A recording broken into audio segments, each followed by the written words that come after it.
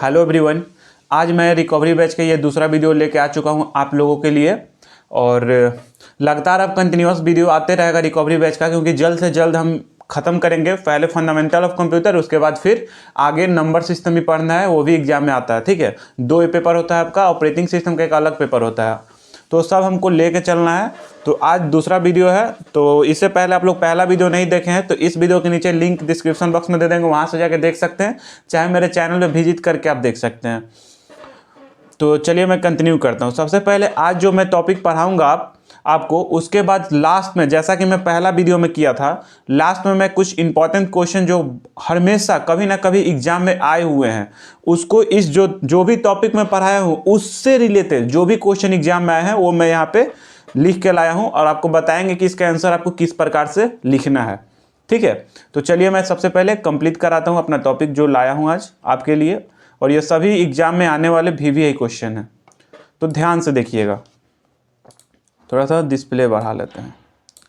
देखिए, सबसे पहले हिस्ट्री ऑफ कंप्यूटर, ठीक है, ये हमें पढ़ना है। तो इनिशियल डेवलपमेंट कब हुआ था इसका, कंप्यूटर का सबसे पहले डेवलपमेंट कब हुआ था? The Charles Babbage is called father of computer. ये हर कोई जानता है कि चार्ल्स बेबेज हमारा क्या थे? फादर ऑफ कंप्यूटर थे चार्ल्स बेबेज। इसके बाद he gives A mechanical computing machine capable of performing automatic multi step calculation. यहाँ पे ध्यान दीजिएगा, चार्ल्स बेबेज ने सबसे पहला जो कंप्यूटर बनाया था वो कब बनाया था? 1823 में, जिसका नाम क्या था? Difference engine. क्लियर? और इसका काम क्या था कि मल्टी स्टेप कैलकुलेशन करता था। यहाँ पे लिखा है, ये चीज को आप लोग ध्यान से लिख देखिएगा, दोनों में अंतर यही है। मल्टी स्टेप मतलब कुछ स्टेप को क्या करता था? ऑटोमेटिक करता था। ठीक है, जिसका नाम था डिफरेंस इंजन। सबसे पहला था ये कंप्यूटर, 1823 में चार्ल्स बेबेज ने इसे बनाया था, डेवलप किया था। इसके कुछ समय बाद आफ्टर सम टाइम 1830 में मिस्टर चार्ल्स बेबेज ने फिर से एक give much more powerful mechanical computer named as analytical engine. उसके बाद इन्होंने जो दूसरा कंप्यूटर बनाया उसका नाम था analytical engine. In this machine perform any mathematical calculation automatically. यहाँ पे ये शब्द बहुत, दोनों में अंतर यही है कि एनी मैथमेटिकल कैलकुलेशन को ऑटोमेटिक करता था। कौन? Analytical engine. इसी के तुलना में देखेंगे डिफरेंस इंजन में, तो डिफरेंस इंजन में क्या था कि मल्टी स्टेप मतलब कुछ मल्टी स्टेप को क्या करता था? कैलकुलेशन करता था ऑटोमेटिक। लेकिन ये हमारा कोई भी कैलकुलेशन अगर लेके आ जाएंगे तो ऑटोमेटिक ही करता था। ठीक है, और वो मल्टी स्टेप में करता था पहला डिफरेंस इंजन। ये दोनों कंप्यूटर का आपका नाम याद रहना चाहिए और ईयर याद रहना चाहिए कब हुआ था, बाकी उसके दोनों में अंतर है, थोड़ा बहुत लिख दीजिएगा तो चलता है। इसके बाद क्या है कि it contained the entire essential component use in modern digital computer. These are, देखो जो मॉडर्न डिजिटल कंप्यूटर जो भी चल रहा है उसमें कौन कौन से प्रोसेसर लगते हैं, कौन कौन से प्रोसेसर यूज किए जाते हैं, वो यहाँ पे दिया गया है। जो ये सब चार्ल्स बेबेज ने ही किया था। ए प्रोसेसर नेम इज एज मील। जो प्रोसेसर यूज किया जाता है, जो अभी भी मॉडर्न कंप्यूटर में यूज किया जाता है, उसका नाम क्या है? मील। स्टोरेज यूनिट, नॉर्मल सी बात है कि स्टोरेज यूनिट अभी भी यूज किया जा रहा है, पहले भी, ये बहुत पहले ही बनाए थे। सेवरल इनपुट आउटपुट यूनिट, ठीक है, ये सब उनके कंप्यूटर था। अब क्वेश्चन आगे बताएंगे, इस पे क्वेश्चन आते रहता है कि Charles Babbage history of computer के एक क्वेश्चन पूछ देगा कि हिस्ट्री ऑफ कंप्यूटर के बारे में बताइए, तो यही सब चीज़ आपको लिखना पड़ता है। जैसे मैं इससे क्वेश्चन भी देख लेते हैं किस प्रकार से क्वेश्चन पूछा इससे। जनरेशन कंप्यूटर हो गया, ये ब्लॉक डायग्राम नहीं, आगे पूछेगा। ये सब चीज़ आपको अगर लिखने के लिए आ जाएगा तो उसी में लिख दीजिएगा। यहाँ से देखिए, ये क्वेश्चन बहुत इंपॉर्टेंट है। वॉन न्यूमन आर्किटेक्चर, ये बहुत बार क्वेश्चन एग्जाम में आते हैं, और इसको अलग अलग तरीके से अलग अलग क्वेश्चन का आंसर में लिख सकते हो। कैसे, मैं आगे बताएंगे। सबसे पहले ध्यान से देखो, वॉन न्यूमन आर्किटेक्चर क्या था कि all modern computer are based on von Neumann architecture, मतलब जितने भी अभी मॉडर्न कंप्यूटर अभी यूज कर रहे हैं, जैसे मेरे पास जो कंप्यूटर अभी लैपटॉप है यूज कर रहे हैं, ये सभी लैपटॉप जो आपके पास होगा वो सब किस पे डिपेंड है, कौन सबसे पहले इसको लाया था इस सब मॉडल का कंप्यूटर, तो वॉन न्यूमन आर्किटेक्चर जो थे, मतलब आर्किटेक्चर किए थे, ठीक है, उनका जो नाम था, जो साइंटिस्ट डेवलप किए थे वो वॉन न्यूमन थे। वो कब लाए थे? 1945 में लाए थे। A scientist John von Neumann proposes the architecture of modern computers named as von Neumann architecture, ठीक है। अब इन जो आर्किटेक्चर ये बनाए थे वो किस प्रकार से था? सबसे पहले इनपुट यूनिट, ठीक है, उसके बाद इनपुट यूनिट, और ये एक पूरा हो गया एक सीपीयू, ठीक है। ये पूरा जो है बॉक्स एक दिख रहा है, ये क्या है? एक सीपीयू है। ये बॉक्स जो है ये क्या है? सीपीयू है, सीपीयू है, ठीक है। तो इनपुट लिया, कौन लिया? CPU, main brain of computer लेता है। इसके बाद क्या करेगा सीपीयू क्या करेगा? प्रोसेस करेगा। प्रोसेस करने के बाद मेमोरी में सबसे पहले तो इनपुट लेगा तो मेमोरी में सेव होगा, फिर मेमोरी में सेव होगा तो फिर मेमोरी देगा किसको? सीपीयू को, फिर सीपीयू उसको प्रोसेस करेगा और फिर किसको देगा? आउटपुट देगा, ठीक है। तो यहाँ पे क्या होता है? 3 स्टेप। ये सीपीयू है, सीपीयू में भी 3 चीज है, क्या है? एएलयू, सीयू और आईआर और एमयू, ठीक है। एमयू मतलब मेमोरी यूनिट होता है, और सीयू मतलब कंट्रोल यूनिट, एएलयू मतलब अर्थमेटिक लॉजिकल यूनिट, ठीक है। तो ये आपको स्ट्रक्चर याद रहना चाहिए, एग्जाम में बहुत बार आपको बना के आना पड़ेगा। क्लियर? ये इनपुट यूनिट हो गया, ठीक है। प्रोसेस होता है, आउटपुट होता है, लेकिन बीच में क्या होता है? जैसे हम लोग इनपुट यूनिट देते हैं तो सीपीयू के पास जाता है, उसके बाद मेमोरी में पहले सेव होता है, फिर मेमोरी उसको प्रोसेस, फिर मेमोरी देता है उसको वापस से। देखो दोनों तरफ एरो बना हुआ है, मतलब सबसे पहले सीपीयू इसको दिया, फिर मेमोरी में सेव हुआ, फिर मेमोरी इसको दिया, फिर ये प्रोसेस होगा और फिर जाके आउटपुट निकलेगा। क्लियर हुआ? अब आगे देखो यहाँ पे, in this architecture there are 4 major unit are use. 4 major unit use हुए हैं। कौन कौन से? जैसे मैंने बोला कि एक सीपीयू है, तो मैंने यहाँ पे ये एक सीपीयू हो गया। इसके बाद इनपुट यूनिट यहाँ से जो हम लोग इनपुट लेते हैं। इसके बाद आउटपुट यूनिट, जो प्रोसेस होकर निकला यहाँ से आउटपुट यूनिट हो गया। और चौथा हो जाएगा मेमोरी यूनिट, ये हो गया हमारा मेमोरी यूनिट। अब सबके बारे में थोड़ा थोड़ा डिफाइन कर देंगे ये फिगर बनाने के बाद। देखो सीपीयू के बारे में कैसे डिफाइन करेंगे? सीपीयू क्या होता है? सबसे पहले CPU stands for centre processing unit. CPU क्या होता है? सेंटर प्रोसेसिंग यूनिट इसका स्टैंड्स फॉर, इसका फुल फॉर्म होता है। इसके बाद all the processing task of the computer is done by CPU. जितना भी प्रोसेसिंग काम होता है वो हमारा कौन करता है? सीपीयू करता है। तो इसीलिए इसको हम लोग क्या बोलते हैं? It is also called brain of computer. इसे हम लोग बोलते हैं कि क्या है? ब्रेन है कंप्यूटर का। उसके आगे लिखेंगे the CPU is internally divided into 3 parts. CPU 3 internally मतलब अंदर से 3 पार्ट्स में डिवाइड रहता है, जैसा कि आपको मैं बताया था, एएलयू, सीयू और एक होता है आईआर और एमयू। अब इसके बारे में डिफाइन करेंगे थोड़े थोड़े कि एएलयू क्या होता है। एएलयू क्या होता है? ALU stands for arithmetic logical unit. All the arithmetical and logical operations of CPU is done by ALU. जो भी अर्थमेटिक एंड लॉजिकल जो ऑपरेशन रहता है वो कौन कंप्लीट करता है? हमारा सीपीयू कंप्लीट करता है। अर्थमेटिकल और लॉजिकल पिछले वीडियो में आपको बताया था क्या होता है। तो जो भी मैथमेटिकल उस टाइप का जो भी काम होता है वो कौन करता है? एएलयू करता है। उसके बाद आता है सीयू। सीयू क्या होता है? CU stands for control unit. Control करता है पूरा, ये जो भी डिपार्टमेंट होता है कंट्रोल करने का, ये सब कैसे कैलकुलेशन हो रहा है सारा चीज कौन करता है? सीयू करता है उसके अंदर का। It is the responsible for generate multiple types of control signal for any types of operation performed in computers, so it is also called nerve systems of computer। देखो सीयू क्या करता है कि सबसे पहले कंट्रोल यूनिट है, तो सीधे से बात है कि पूरा कंट्रोल करता होगा। जो भी जैसे बहुत सारा डाटा इसको दे दिया गया सीपीयू को काम करने के लिए, तो ये काम कौन करेगा कि पहला कौन काम करेगा, दूसरा उसके बाद कौन प्रोसेस करेगा, ये सब कौन करता है? हमारा सीयू करता है। कि बहुत सारा डाटा आ गया, ये भी आ गया, ये भी आ गया, ये भी आ गया। जैसे हम लोग बहुत सारा लड़का एक बार में आ जाते हैं लोग, तो करते हैं ना, पहले तू अंदर, तू से बात करेंगे, फिर तुम आओ, फिर तुम आओ। तो ये सब कौन करता है कंप्यूटर के लिए? सीयू करता है। कि किसको पहले काम देना है ये सीयू करता है, कंट्रोल यूनिट सारा। इसीलिए इसको हम लोग नर्व सिस्टम ऑफ कंप्यूटर भी कहते हैं। इसके बाद तीसरा होता है IRMU। IR मतलब क्या होता है, it's stand for internal register, और MU मतलब होता है memory unit. It is the temporary storage area in CPU। एक टेम्पोररी स्टोरेज एरिया होता है किसका, CPU का, जिसमें थोड़ा सा पार्ट मेमोरी यूनिट जाके उसमें थोड़ा थोड़ा कुछ कुछ उसमें डाटा स्टोर हो जाता है। यहाँ से which is responsible for store the data for temporary work of CPU। जो टेम्पोररी वर्क कोई हम लोग काम करते हैं, उसके बाद कुछ देर बाद जब काम कंप्लीट होता है, अगर उसको सेव नहीं करते हैं, फिर वो डिलीट हो जाता है, तो वो सब डाटा कहाँ कुछ देर के लिए कहाँ जाके सेव होता है हमारा, IR में, ठीक है, MU में, मेमोरी यूनिट में, जो CPU में अवेलेबल रहता है। इसके बाद आया है कि the CPU processing power is measure in MIPS। CPU का जो प्रोसेसिंग पावर है वो क्या है, MIPS में हम लोग मेजर करते हैं, मिलियन इंस्ट्रक्शन पर सेकेंड में, ठीक है। इसी को उसके और भी इसमें लिख सकते हैं, मेगा हॉट में, गीगा हॉट में, ये सब है।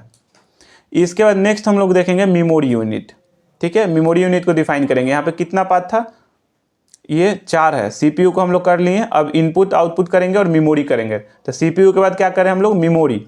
तो देखो मेमोरी पढ़ते हैं। जब memory unit is responsible for store the data for future use.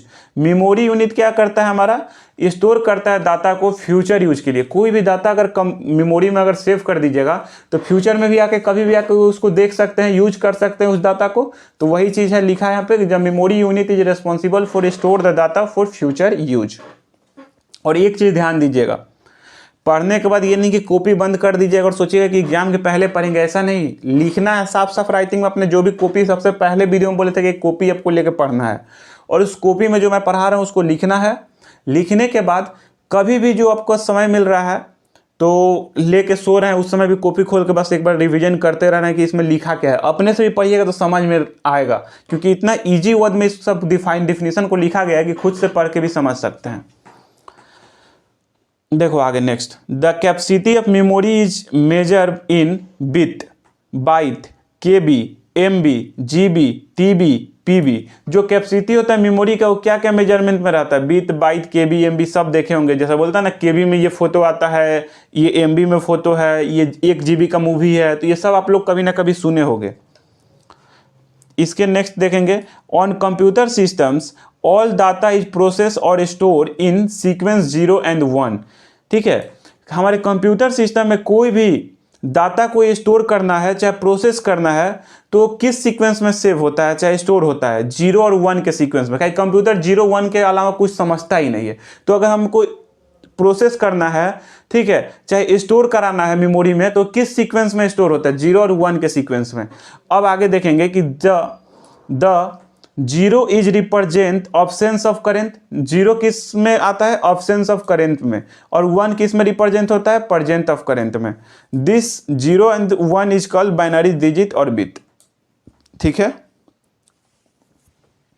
इसके आगे ये देखो, 0 1 को बिट कहते हैं, 4 बाइट को 1 निबल होता है, 8 बिट में 1 बाइट होता है। ठीक है, ये छोड़ दो, ये बहुत ये दिक्कत हो जाएगा। 1024 बाइट, इसी को ऐसे लिखते हैं बाइट में ही।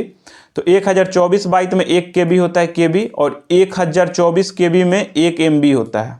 ऐसे याद कर लेना, 1024 MB में 1 GB होता है, 1024 GB में 1 TB होता है। जो हम हाईलाइट कर रहे हैं बस इसी को लिखिएगा। इतना लंबा लंबा ये सब लिखा है, चेंज करने के लिए MCQ में आता है तो, लेकिन आपके एग्जाम में MCQ नहीं आएगा।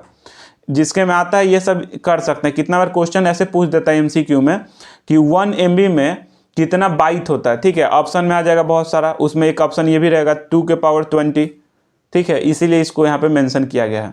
लेकिन आपको अगर सिर्फ ये डिफिनीशन लिख के ये लिखना होगा तो आप डायरेक्ट ऐसे याद कर सकते हैं कि 1024 TB में कितना होता है, PB, तो 1 PB। ठीक है, ऐसे लिख दीजिएगा। नेक्स्ट हमारा है इनपुट यूनिट। इनपुट यूनिट क्या करता है, सीधे कंफर्म है कि इनपुट यूनिट क्या करता है, हमारा यूजर से इनपुट लेता है। तो देखो वही चीज़ लिखा होगा, the input unit is responsible for insert any data और information in the computers. Input unit क्या करता है, क्या रिस्पॉन्सिबल करता है कि इंसर्ट कराता है कोई भी डाटा को, इंफॉर्मेशन को कंप्यूटर में। ठीक है, some input unit are keyboard, mouse, scanner, joystick etc। कुछ इनपुट यूनिट का नाम दिया गया है यहाँ पे, कीबोर्ड हो गया, माउस हो गया, स्कैनर हो गया, जॉयस्टिक हो गया, ये सब क्या हमारे इनपुट यूनिट है। इसके बाद आता है आउटपुट यूनिट। जो लोग नहीं समझ पा रहे हैं कि कीबोर्ड से कैसे इनपुट डिवाइस हुआ, तो ये समझ लो, ये तो पहले नॉर्मली बच्चा वाला चीज़ हो गया कि कीबोर्ड क्या है। एक प्रकार से कीबोर्ड में हम लोग जो भी वर्क करते हैं, जो भी बटन दबाते हैं, तो सबसे पहले इनपुट देते हैं ना कि कंप्यूटर को क्या करना है। जैसे पी टिपे तो कंप्यूटर के पास हम पी इनपुट भेजें, तो कीबोर्ड भी क्या करता है, हमारा इनपुट डिवाइस है, कंप्यूटर को भेजने का काम कर रहा है कोई भी डाटा को। इसके बाद स्कैन, माउस क्या करता है, माउस से भी हम लोग डाटा को भेजते हैं कंप्यूटर के पास। स्कैनर से भी भेजते हैं, स्कैन करके कंप्यूटर में सेव कर देते हैं, चाहे स्कैन करने के बाद कंप्यूटर में शो करने लगता है कोई भी डाटा। जॉयस्टिक गेम खेलने में काम आता है, उसी के थ्रू हम लोग कंप्यूटर में इनपुट अपना डालते हैं कि किस प्रकार से इधर मूवमेंट करना है। इसके बाद आउटपुट यूनिट में it is the responsible for get the result for the computers from the computers some output unit are monitor printer speaker etc. Output unit क्या रिस्पॉन्सिबल करता है, गेट द रिजल्ट, ये हमें रिजल्ट देता है, ठीक है। और कुछ आउटपुट यूनिट कौन कौन से हो जाएंगे, मॉनिटर जैसे हो गए, प्रिंटर हो गए, स्पीकर हो गए। जैसे काम खत्म होने के बाद हमें रिजल्ट कौन देता है, तो आउटपुट यूनिट देता है, बस वही चीज़ लिखा है। किसके थ्रू देता है, तो मॉनिटर के थ्रू। जैसे कोई काम किया तो मॉनिटर पे ही शो कर देता है कि हाँ ये आपका रिजल्ट है। आप चाहो तो उसे प्रिंट करके निकाल लोगे, तो प्रिंटर से आप आउटपुट निकले लिए। कितना बार स्पीकर गाना सुनते हो, तो कंप्यूटर से गाना आपको कैसे सुनाई दे रहा है, स्पीकर के थ्रू। तो स्पीकर भी आपका क्या हो गया, आउटपुट डिवाइस, आउटपुट यूनिट उसी को कहते हैं। इसके बाद हम लोग नेक्स्ट अब देखेंगे जनरेशन ऑफ कंप्यूटर। नेक्स्ट हम लोग क्या देखेंगे, जनरेशन ऑफ कंप्यूटर। ये इससे भी क्वेश्चन बहुत बार एग्जाम में आता है, या तो डायरेक्ट आपसे क्वेश्चन पूछ लिया जाता है कि ब्रीफली डिफाइन करिए जनरेशन ऑफ कंप्यूटर को, तो आपको पांचों जनरेशन लिखना रहता है। नहीं तो बहुत बार क्वेश्चन ये भी पूछ दिया जाता है कि फर्स्ट जनरेशन को बताइए, उसके बारे में फिजिकल कंपोनेंट बताइए, उसका सॉफ्टवेयर कंपोनेंट, ये सब लिखना का आता है कितना। और फिफ्थ जनरेशन पूछ देता है, तो ये भी आपको पूरा पांचों जनरेशन अच्छे से याद रहना चाहिए। तो आपके माइंड में याद रहने के लिए एक चीज हम ऊपर यहाँ से सबसे पहले लिख के लाए जनरेशन का, ये चीज याद रहेगा तो इससे आप 2-3 पॉइंट आराम से बना सकते हैं। सबसे पहले फर्स्ट जनरेशन कंप्यूटर का टाइम पीरियड क्या था, तो फर्स्ट जनरेशन कंप्यूटर का टाइम पीरियड क्या था हमारा, 1945 से लेकर 55 तक था, 1955 तक, ठीक है। ये हमारा फर्स्ट जनरेशन कंप्यूटर था। जो मेन कंपोनेंट जो यूज होते थे फर्स्ट जनरेशन में क्या था हमारा, वैक्यूम ट्यूब, वैल्यू, ठीक है। ऐसे ही सेकेंड जनरेशन को देखेंगे तो सेकेंड जनरेशन का टाइम पीरियड था 1956 से लेकर 1965 तक। इसका मेन कंपोनेंट क्या था, ट्रांजिस्टर। ऐसे ही थर्ड जनरेशन को देखेंगे तो 1966 से लेकर 1975 तक था उसका पीरियड, टाइम पीरियड। और मेन कंपोनेंट था IC with SSI, MSI, LSI और टेक्नोलॉजी, ठीक है। ये अभी आप लोग नहीं समझ पाते होंगे कि एसएसआई और एमएसआई, एलएसआई क्या है, नेक्स्ट आगे आपको पढ़ा रहे हैं तो समझ में आ जाएगा, बस इसको नोट करते चलिए। फोर्थ जनरेशन में क्या था, टाइम पीरियड 1976 से 1919 तक, IC with VLSI technology use होता था। फिफ्थ जनरेशन में आपका 1991 से लेकर अभी तक करेंट टाइम तक चला आ रहा है, यही फिफ्थ जनरेशन। इसमें कौन सा मेन कंपोनेंट यूज होता था, आईसी तो तीनों में यूज हो रहा है, आईसी आईसी आईसी तीनों में आईसी यूज होता था, बस वो यूएलएसआई यूज होता था टेक्नोलॉजी, ठीक है। अब इसका मतलब आपको समझ में आएगा, ये जो एसएसआई और एमएसआई क्या क्या है ये आपको आगे समझ में आएगा। अब हम 1 बाय 1 करके इसका डेफिनेशन कैसे एग्जाम में लिखना है, ये आपको बस इसलिए टेबल बना के ला दिए कि इसको अगर अच्छे से आप लोग याद कर लीजिएगा तो इससे आप लोग एग्जाम में कम से कम 2-3-4 लाइन आराम से लिख सकते हो, कुछ याद पड़े चाहे ना पड़े, ठीक है। पीरियड याद रहेगा तो एक लाइन पीरियड लिख दिए। मेन वैक्यूम ट्यूब है तो याद कर लेंगे कि मेन कंपोनेंट वैक्यूम ट्यूब है। फिर वैक्यूम ट्यूब के बारे में कुछ बना के लिख सकते हैं, ठीक है। इसका एडवांटेज क्या है, डिसएडवांटेज क्या था वैक्यूम ट्यूब का यूज करने से।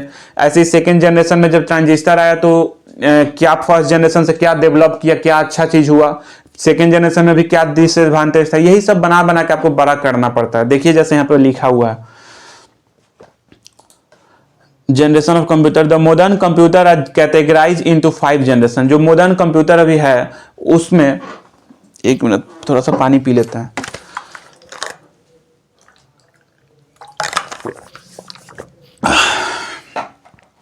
देखो जो मॉडर्न कंप्यूटर है वो कितने कैटेगरी में उसको किया गया है, 5 कैटेगरी में। कौन कौन से, फर्स्ट जनरेशन का टाइम पीरियड ऊपर ही आपको बता दिए, लिख लीजिएगा 1945 से 55 तक, 1955 तक। In first generation the main component use in computer is vacuum tube value. जो फर्स्ट कंपोनेंट था फर्स्ट जनरेशन का मेन कंपोनेंट तो कौन सा था, वैक्यूम ट्यूब वैल्यू, ठीक है। For use the vacuum tube the size of computers is very large. जब वैक्यूम ट्यूब का यूज किया जाता था मेन कंपोनेंट वैक्यूम ट्यूब था फर्स्ट जनरेशन में। तो जब उसका यूज किया जाता था तो जो कंप्यूटर का जो साइज होता था ना वो बहुत लार्ज होता था, मतलब बहुत बड़ा होता था। कितना बड़ा होता था? 1 big hall is use for store 1 computer. मतलब सोचो कि एक कंप्यूटर को स्टोर करने के लिए एक बड़ा सा हॉल चाहिए था, ठीक है। For use the vacuum tube in vacuum tube the computer is more heated. जब वैक्यूम ट्यूब का हम लोग यूज करते थे तो जो कंप्यूटर था वो हमारा क्या होता था? बहुत ज्यादा गर्म हो जाता था। तो जब गर्म होता था तो उसको कूलिंग करने के लिए हमें बाहर से वाटर सप्लाई करना पड़ता था। For cooling water supply is use. बाहर से हमें उसे कूल करने के लिए वाटर सप्लाई देना पड़ता था। In this generation switching and plugging system use in computer. उस समय स्विचिंग प्लगिंग सिस्टम यूज किया जाता था फर्स्ट जनरेशन ऑफ कंप्यूटर में फॉर कैलकुलेशन के लिए, ठीक है। Some computer in this generation, उस समय कुछ कंप्यूटर के नाम यहां पे दिए गए हैं, जैसे ENIS, ENDVS। इसमें से 2-3 आपको याद रहना चाहिए एग्जाम्पल में देने के लिए बस। IBM 700 सीरीज, ठीक है। यूनिवर्सल ऑटोमेटिक कंप्यूटर, इसमें से 2 या 3 आप लोग एग्जाम्पल में दे के काम चल सकता है। फर्स्ट जनरेशन में क्या किया था, ध्यान से एक बार समझिए। तो पहला आपको पॉइंट लिखना है कि टाइम पीरियड क्या था, मेन कंपोनेंट क्या था, वैक्यूम ट्यूब। तीसरा पॉइंट क्या लिखेंगे, जब वैक्यूम ट्यूब यूज होता था तो सबसे पहले जो कंप्यूटर का जो साइज था ये बहुत बड़ा होता, ठीक है। Use of vacuum tube, computer का साइज बहुत बड़ा हो जाता था जिसके कारण इसको स्टोर करने के लिए एक बहुत बड़ा हॉल चाहिए था, ठीक है, फर्स्ट जनरेशन कंप्यूटर को स्टोर करने के लिए। और जब बहुत बड़ा होता था तो इससे कारण क्या होता था, वैक्यूम ट्यूब यूज करने के बाद वो बहुत ज्यादा कंप्यूटर गर्म होता था तो हमें बाहर से वाटर सप्लाई, पानी उसको ठंडा करने के लिए देना पड़ता था। ये सब चीज हमारा फर्स्ट जनरेशन में है, ठीक है। यही इसका कुछ एडवांटेज, डिसएडवांटेज सेकेंड जनरेशन हम लोग सुधार करेंगे। अब सेकेंड में देख, ये कैरेक्टर इसका देख लो यहाँ पे, characters of first generation computers. क्या था फर्स्ट पॉइंट, थोड़ा सा डिस्प्ले बढ़ाते हैं इसका। देखो फर्स्ट पॉइंट क्या था, they are fastest calculating device for their time. मतलब अपने जमाने में ये बहुत फास्ट कंप्यूटर होता था, fastest calculating device of their time. अपने समय पे मतलब फर्स्ट जनरेशन कंप्यूटर फास्ट होता था उस समय के लिए, कैलकुलेशन करने के लिए, ठीक है। सेकेंड इसका कैरेक्टर क्या हो जाएगा, दे आर मच बल्कि inside requiring big room for installation, ठीक है। इसको स्टोर करने के लिए बहुत बड़ा एक रूम चाहिए था। तीसरा, they are use thousand of vacuum tube then it is more heated. इसमें thousand of vacuum tube use किया जाता था जिसके कारण ये बहुत हीट हो जाता था। चौथा point, for cooling water supply is use. इसमें कूलिंग वाटर सप्लाई करना पड़ता था। पांचवा point, in vacuum tube filament is used then it has limited life then it in computers generally hardware failure problems is arise। देखो जब vacuum tube का use किया जाता था उसमें एक फिलामेंट होता था, वो फिलामेंट लिमिटेड उसका लाइफ होता था, मतलब हमेशा कभी ना कभी फ्यूज होते रहता है। जैसे पहला जो पीला वाला जो बॉल आता है उसके अंदर एक फिलामेंट होता था, ठीक है। वो देखिए बहुत जल्दी जल्दी वो बॉल वो सब फ्यूज होता था।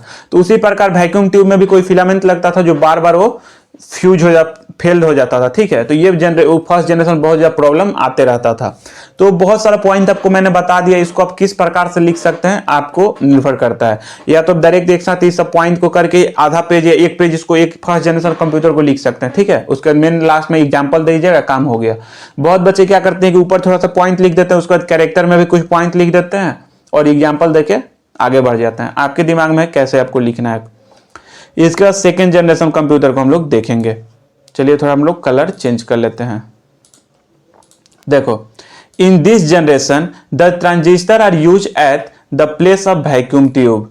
इस जनरेशन में, सेकेंड जनरेशन में ट्रांजिस्टर यूज किया जाता था किसके प्लेस पे, वैक्यूम ट्यूब के प्लेस पे। The transistor is developed by John Bardeen. Transistor का आविष्कार कौन किया था, जॉन बैरदीन, ठीक है। ये बहुत बड़ा नाम है, विलियम शॉकली एंड वेल्टन, ठीक है। ये बेल लैबोरेटरी में इन यूएसए इन 1947 में इसको किया गया था। ये सब नाम अगर याद नहीं रह सकता है तो इसको आप मिस भी कर दिएगा तो चलता है, ठीक है। अगर लिख दीजिएगा तो बहुत अच्छा है, क्योंकि एक एक पेज 1.5 पेज हम लोग लिखते हैं तो वहां पे ये सब छोटी छोटी चीज वहां पे टीचर को ध्यान में भी नहीं रहता है कि कौन क्या डेवलप किया था वो चीज मेंशन करना। ठीक है, आगे देखते हैं फॉर यूज। मेन चीज इसमें सेकंड जनरेशन हमें ये दिखाना है कि जब वैक्यूम ट्यूब की जगह ट्रांजिस्टर आया था क्या क्या चीज सुधार हुआ था। ठीक है, ये चीज लिख देंगे तो ऐसे ही सेकंड जनरेशन हमारा खत्म हो जाता है। For use the transistor in computer, the computer becomes much shorter and faster than the first generation computer. बोले ना कि फर्स्ट जनरेशन के पास तुलना करिएगा तो आपका पॉइंट बनते चल जाएगा। जब ट्रांजिस्टर का यूज किए लो हम लोग कंप्यूटर में तो क्या हुआ, हमारा कंप्यूटर छोटा हो गया किसके तुलना में, फर्स्ट जनरेशन की तुलना में, और फास्ट काम करने लगा किसके तुलना में, फर्स्ट जनरेशन की तुलना में। ठीक है, some computer in this generation, उस समय के कुछ कंप्यूटर के नाम यहाँ पे दिए गए हैं, जैसे IBM 1620, ऐसे ही IBM 7019, ऐसे यहाँ पे नाम है, इसमें से 2-3 आपको नाम याद रहना चाहिए।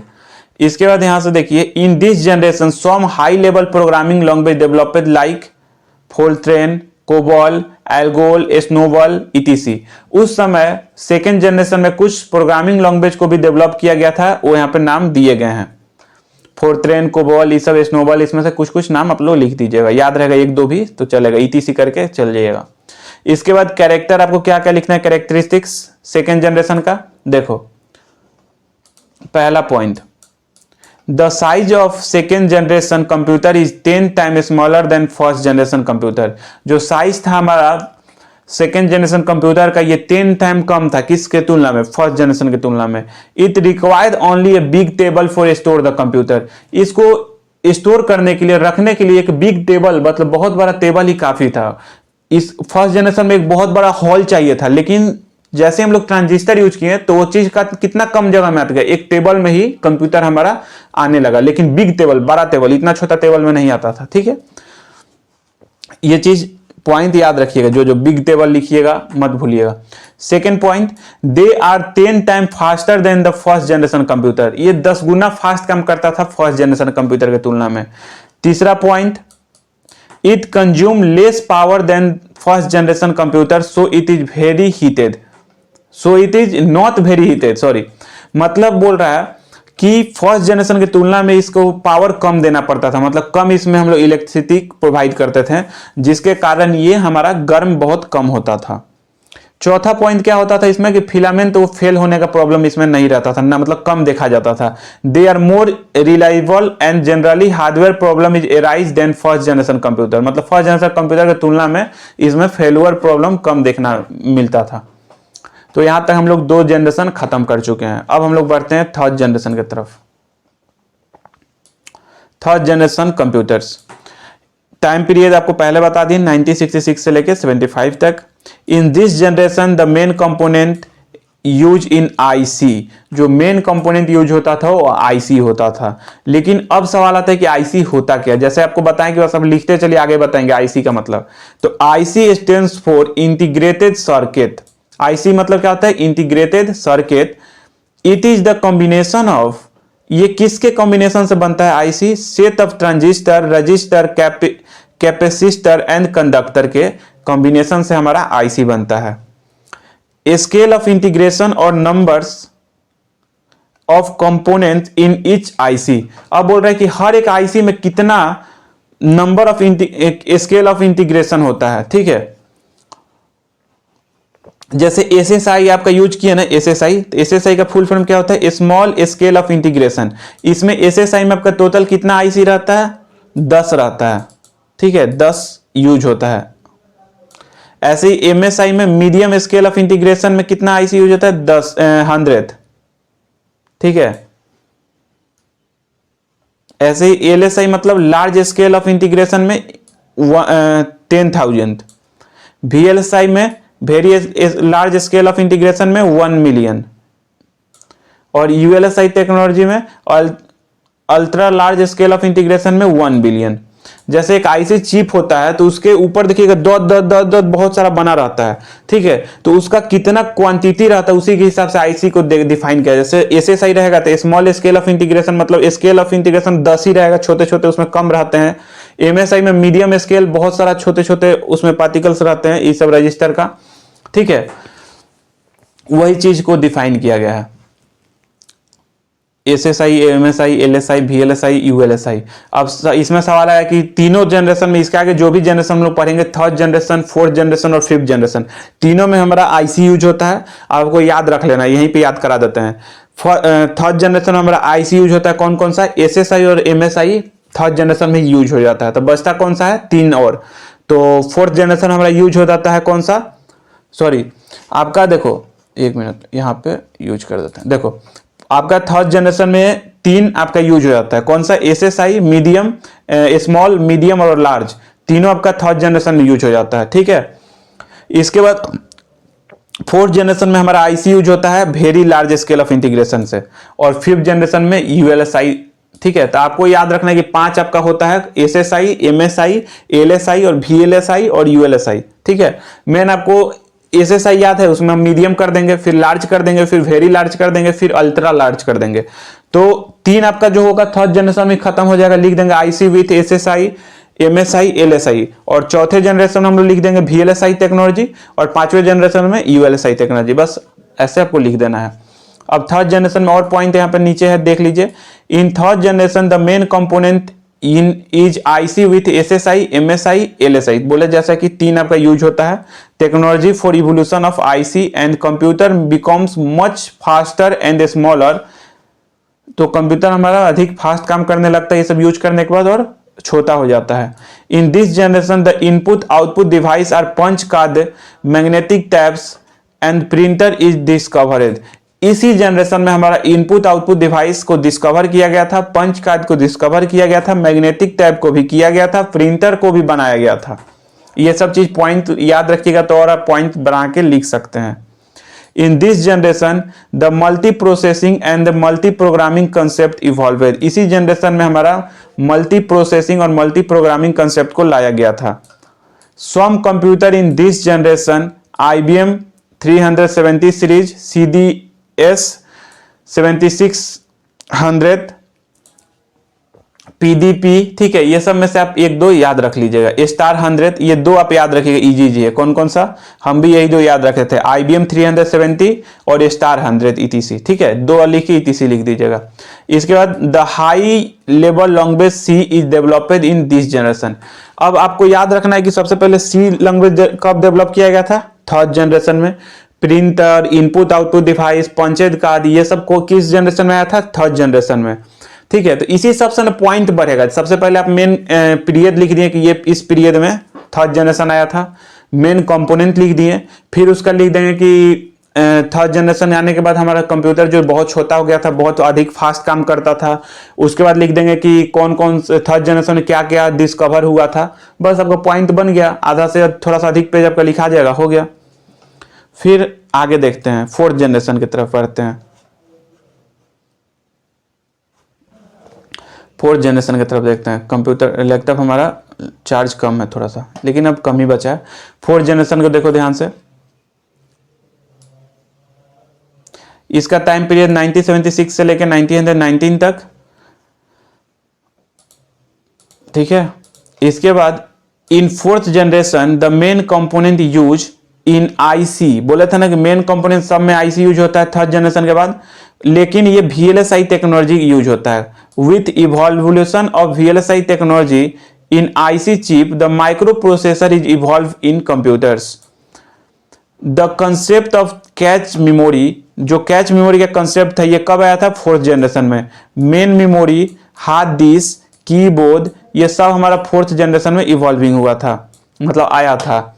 इसके आगे the concept of LAN, local area network, WAN, wide area network, use for computer networking are evolve in this generation. जब कंप्यूटर नेटवर्किंग के जो हम लोग काम, नेटवर्क का जो काम होता है, LAN, लोकल एरिया नेटवर्क, मतलब ट्रांसफर करने के लिए, WAN, the wide area network, ये सब हमारा फोर्थ जनरेशन में ही आया था। ठीक है, in this generation the OS is MS-DOS, Unix, apples, ये सब किस जनरेशन हुआ था? Macintosh are in developed in fourth generation. The high level language C++ are developed in fourth generation. ठीक है, C हमारा डेवलप हुआ था थर्ड जनरेशन में, C++ डेवलप हुआ था फोर्थ जनरेशन में। किसी भी प्रकार से आप 1 बार 2 बार पढ़िएगा तो ये सब याद कर लीजिएगा, इसको सेपरेट लिख लीजिएगा कहीं पहला तो फर्स्ट जनरेशन आप आराम से लिख सकते हैं क्या क्या था उसका मेन, आपका बहुत सारा डिसएडवांटेज आपको याद रहेगा कि वैक्यूम ट्यूब यूज होता था, बहुत बड़ा होता था, इसके बाद बहुत ज़्यादा गर्म होता था तो वाटर सप्लाई यूज किया जाता था, ये सब लिख के फर्स्ट जनरेशन बहुत अच्छा से लिख देंगे। सेकेंड जनरेशन में वैक्यूम ट्यूब की जगह ट्रांजिस्टर यूज किया गया, तो क्या क्या उससे वैक्यूम फर्स्ट जनरेशन क्या क्या सुधार हुए ये सब करके लिख देंगे। थर्ड जनरेशन में हमारा आ जाता है आईसी, तो आईसी किसके साथ यूज होता है, तो आईसी हमारा 5 होता है, एसएसआई, एमएसआई और एक होता है लार्ज, ठीक है। तो तीनों टेक्नोलॉजी के साथ यूज होता है थर्ड जनरेशन में आईसी विथ तीनों टेक्नोलॉजी लिख दीजिएगा, ठीक है। उसके बाद लिख दीजिएगा कि जब ये सब यूज हुआ तो हमारा कंप्यूटर बहुत फास्ट काम करने लगा और बहुत छोटा हो गया। उसके बाद उसमें लिख दिएगा थर्ड जनरेशन में कि कौन कौन सी चीज डेवलप हुआ था, जैसे हमारा आया था इनपुट आउटपुट यूनिट शायद आया था, कहाँ गया, हाँ थर्ड जनरेशन ना, यहाँ पे देखो इनपुट आउटपुट डिवाइस हमारा उस समय डेवलप किया गया था थर्ड जनरेशन में, प्रिंटर को डिस्कवर किया गया था, तो ये सब चीजें वहाँ पे लिख सकते हैं। फिर सी लैंग्वेज को डेवलप किया गया था और बाकी कुछ सम कंप्यूटर के नाम भी लिख दीजिएगा कि ये कंप्यूटर डेवलप हुए थे उस जनरेशन में। उसके बाद फोर्थ जनरेशन में भी वही सब चीज लिखिएगा कि आईसी विथ इस टेक्नोलॉजी का यूज किया गया था, वीएलएसआई टेक्नोलॉजी को। इसमें जो फोर्थ जनरेशन में था cache memory, main memory, hard disk का कंसेप्ट, कीबोर्ड का कंसेप्ट लाया गया था। इसके बाद लैन, लोकल एरिया नेटवर्क, वैन, ये सब का इवोल्यूशन कब हुआ था, फोर्थ जनरेशन में। इसके बाद operating system MS DOS, Unix, apples, ये सब डेवलप कब हुआ था, फोर्थ जनरेशन में। हाई लेवल लैंग्वेज जो सी प्लस प्लस था ये हमारा फोर्थ जनरेशन में हुआ था, ये सब चीज लिख दीजिएगा, बहुत है। इसके बाद कुछ सम कंप्यूटर के नाम है यहाँ पे, उसको भी लिख दीजिएगा, ठीक है। सुपर कंप्यूटर, इसमें से मेन हम जो याद किए थे, 2 याद किए थे, एक सुपर कंप्यूटर क्रे 1 क्रे 2 लिख के छोड़ दिए, ठीक है। और एक याद किए थे मोटोरोला, क्योंकि बहुत पहले मोटोरोला कंपनी का फोन आता था, तो इस प्रकार से हमको याद हो गया था ये मोटोरोला। ये जो बहुत सारा जो दिया है ना, सिर्फ मोटोरोला लिखे किसी एक मॉडल का नाम लिख दीजिएगा, सब मॉडल रहता है। जैसे हम लोग सैमसंग आता है ना, Samsung A20, Samsung A30, Samsung 140 ऐसा आता है ना, तो वही चीज है। इसके बाद फिफ्थ जनरेशन की तरफ चलते हैं, ये लास्ट जनरेशन हमारा है।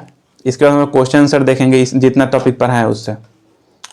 फिफ्थ जनरेशन को देखो फिफ्थ जनरेशन आते आते क्या होता है कि पॉइंट थोड़ा कम होने लगता है, क्योंकि प्रेजेंट समय में सब चीज तो आप डिफाइन कर दे, प्रेजेंट समय में क्या जो कंप्यूटर चल रहा है वही हमारा फिफ्थ जनरेशन है, थोड़ा सा कम लिखना। इसीलिए फर्स्ट सेकंड थर्ड जनरेशन में थोड़ा अधिक पेज लिख देते हैं, कम से कम 3 या 4 पेज वही 3 जनरेशन ले लेता है, और चौथा पांचवा में लगभग 1-1 पेज लिख देंगे, तो आपका 5-6 पेज आप भर दीजिएगा जनरेशन ऑफ कंप्यूटर से। वही काम मैं भी किया था।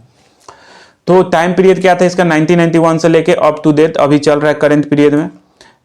In fifth generation the main component is used in computer IC with ULSI technology. When 1 billion of component are placed in a single IC chip, जैसे बताया ना उस पे कि बहुत सारा कंपोनेंट होते हैं छोटे छोटे एक IC चिप में, तो कितना रहता है उसी का संख्या होता है। जैसे 10 रहेगा तो SSI स्मॉल स्केल ऑफ 10 से अधिक रहेगा, वहां पे सब लिखा हुआ था। जैसे यहाँ पे देखो कंपोनेंट का लिखा हुआ था, यहाँ पे कहाँ गया,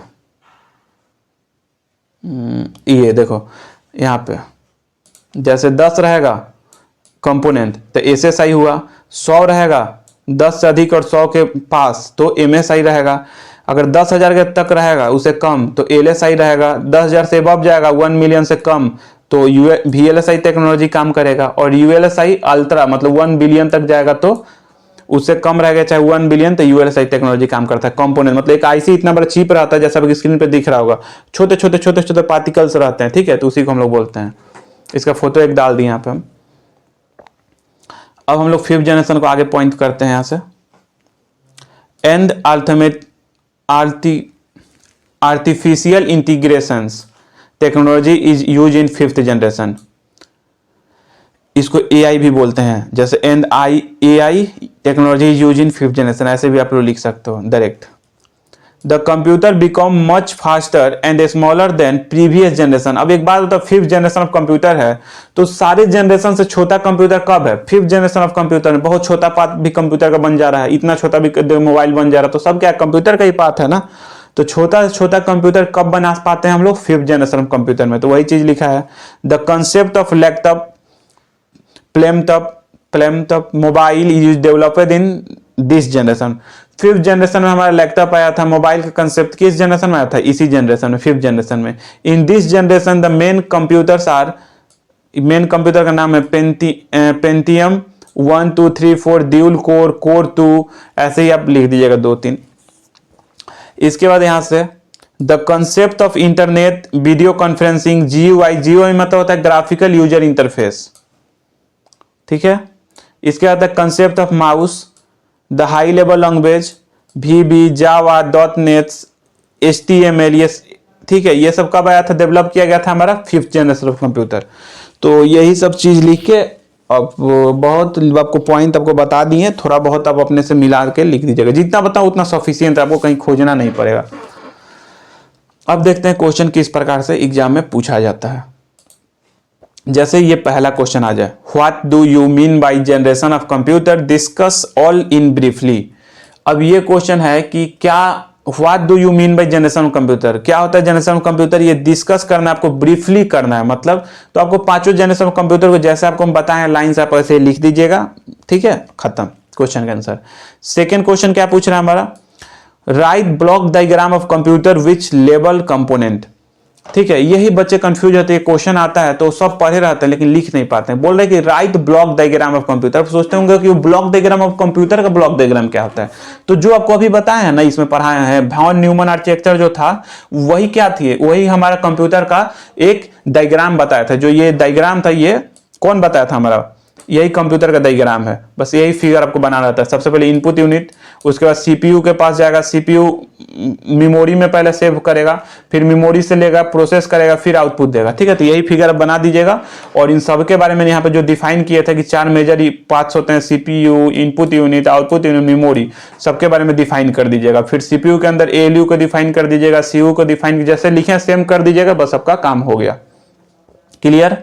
और ये भी पॉइंट ऊपर लिख दीजिएगा, वॉन न्यूमन आर्किटेक्चर मतलब मॉडर्न ऑफ कंप्यूटर के बेस पे ये 1945 में इसको बनाए थे, डेवलप किए थे। ये सब चीज लिख दीजिएगा, बस वही उसका आंसर है यहाँ पे ये। इसके बाद थर्ड नंबर क्वेश्चन है, describe the 4th generation computer based on the hardware, software और कैरेक्टरिस्टिक्स।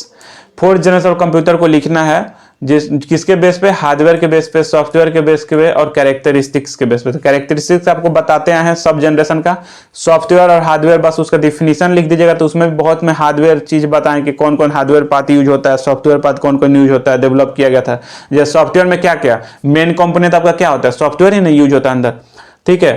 और कौन कौन सा 3rd जनरेशन में कौन कौन सा ये क्या बोलते हैं लैंग्वेज आया है, ये सब चीज लिखिएगा। बस अब डिफाइन कर दीजिएगा, बस हो गया, वही चीज हो गया जो आपको पढ़ाए 3rd जनरेशन में। ये बस ये लिख दीजिएगा, इसमें सब आ जाएगा, सॉफ्टवेयर हार्डवेयर सब है इसमें। देखो यहाँ से ये बहुत बड़ा हो जाएगा, थर्ड तो ये और बड़ा हो जाएगा, यहाँ से लिखते जाइए, इतना बड़ा हो जाएगा, ठीक है।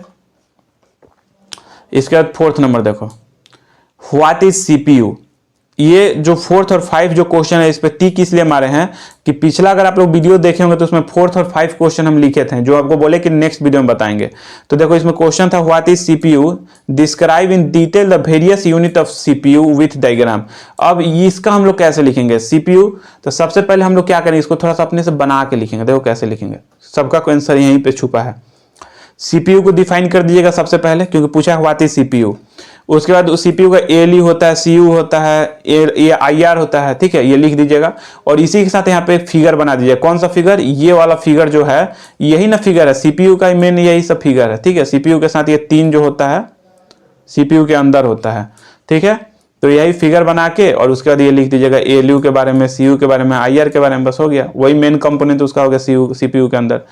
तो यही ना, describe in detail the various unit of CPU with diagram के साथ। तो बस वो डायग्राम बना दीजिएगा। और वेरियस यूनिट जो है CPU के अंदर क्या क्या होता है, ALU होता है, CU होता है, उसके बाद MU होता है, ये सब के बारे में लिख दीजिएगा। इसके बाद 5वां नंबर क्वेश्चन था, what is the role of input and output unit. क्या रोल होता है इनपुट आउटपुट यूनिट का, तो यहाँ पे उसको भी डिफाइन हम किए थे। इनपुट यूनिट क्या करता है हमारा, इंसर्ट कराता है कोई भी डाटा को, और आउटपुट यूनिट क्या करता है, रिजल्ट देता है यूजर को, ठीक है। तो बस यही चीज आपको लिख देना है। लेकिन क्वेश्चन यहाँ पे खत्म नहीं होता, ये 2 चीज आप जब लिख दीजिएगा, इनपुट आउटपुट यूनिट, तो यहाँ पे रोल डिफिनीशन तो आप लिख दिए, लेकिन आपको तो 2 लाइन लिख के थोड़ी बचना है। यहाँ पे आप BCA का एग्जाम दे रहे हैं, बहुत बार आपको आंसर लिखना पड़ेगा।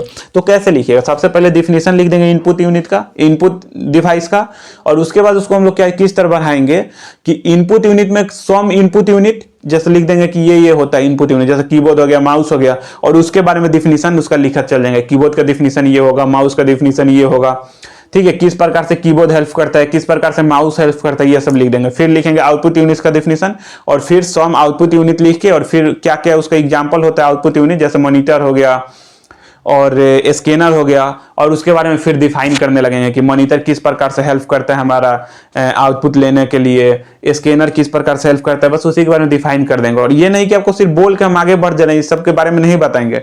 जैसे जैसे आप मेरा इसको फॉलो करते जाइएगा, इसको आप लोग अच्छे से खुद बना के लिख लीजिएगा, ठीक है। नेक्स्ट जैसे वीडियो आते जाएगा आपको सबके बारे में बताएंगे। जैसे अभी इनपुट डिवाइस हम पढ़ाएंगे, स्पेशली ये यूनिट पढ़ा रहे हैं, बात दोनों सेम ही चीज है, ठीक है। लेकिन इनपुट डिवाइस जब हम स्पेशली पढ़ाएंगे तो उसमें आपको हम बताएंगे सम इनपुट डिवाइस ये होते हैं, उनके बारे में डिफाइन करेंगे। तो वही चीज आपको हुबहू यहाँ पे लेके छाप देना है। क्लियर हुआ? तो बस इसी के साथ इस वीडियो को हम लोग एंड करते हैं। ज्यादा आपको नहीं पढ़ा रहे हैं, छोटा छोटा आपको वीडियो पे लेके जाने के आपको बोर ना हो, और आसानी से आप हंसते हंसते पढ़ भी लेंगे, और आपका सिलेबस भी खत्म हो जाएगा, और देखते देखते आप एग्जाम भी देने जाएंगे और बहुत अच्छा नंबर भी आएगा, ये प्रॉमिस करते हैं। बस मेरे से भी अगर कोई गलती होता होगा तो माफ करना, और कॉमेंट करके जरूर बताना कि आपको समझ में आ रहा है कि नहीं, जिससे मेरा मोटिवेशन लेवल बढ़े और मैं आपके लिए और अच्छे ढंग से वीडियो लाता रहूं, ठीक है। तो बस वीडियो के नीचे ज्यादा से ज्यादा जिस प्रकार आप प्यार दे रहे हो, कमेंट कर रहे हो, करते रहो। और कोई भी डाउट्स हो तो आप लोग अगर कमेंट करोगे तो मैं हो सके तो इस संडे को लाइव आ जाएंगे। तो अगर आप लोग कमेंट करोगे तो मैं लाइव भी आके आपसे बात कर सकते हैं, ठीक है। लाइव में इसलिए नहीं पढ़ा रहा हूं क्योंकि बहुत बार नेटवर्क इशू के कारण ब्लर हो जाता है वीडियो, तो बच्चों को पढ़ने में प्रॉब्लम हो जाएगा। तो बस इस वीडियो कहीं पे एंड करते हैं, मिलेंगे फिर नेक्स्ट वीडियो में, तब तक के लिए जय हिंद।